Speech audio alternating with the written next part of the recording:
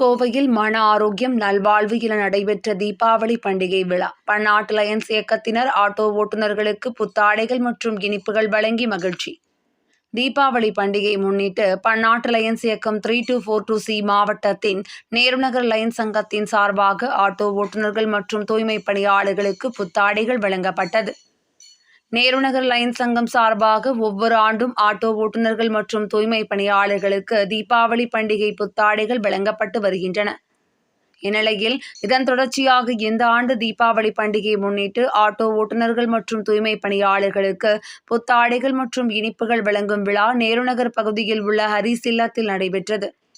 முன்னாள் தலைவர் லயன் பாஸ்கர் மற்றும் லயன் பரிமளா பாஸ்கர் தலைமையில் நடைபெற்ற நிகழ்ச்சியில் லயன் ஹரிஸ் பாஸ்கர் மற்றும் GST ஒருங்கிணைப்பாளர் செந்தில்குமார் முன்னிலை வகித்தனர்.